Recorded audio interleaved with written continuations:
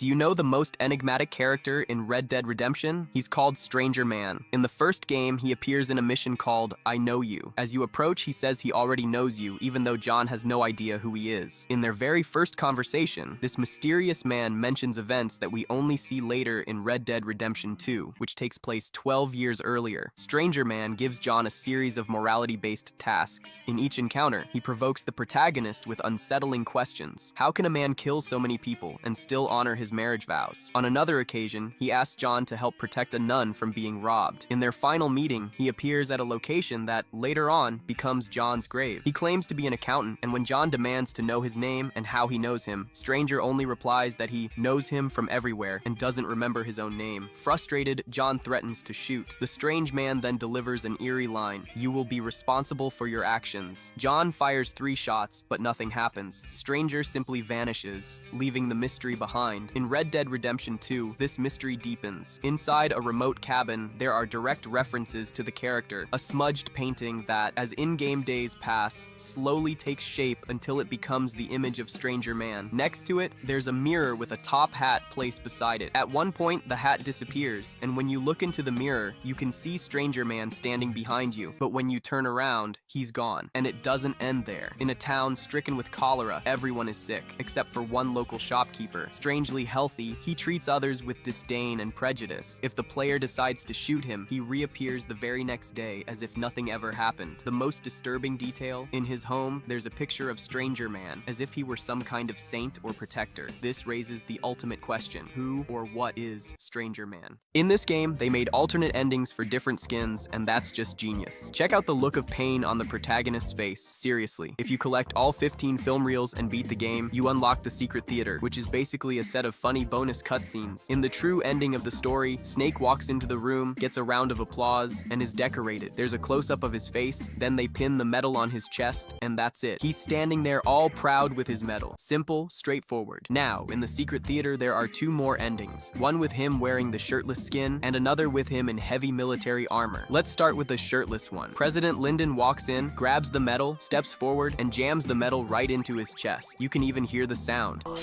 I hereby award you the title of Big Boss. Along with the pained expression, you can see the medal stuck there, and Snake just keeps making this over-the-top face of agony.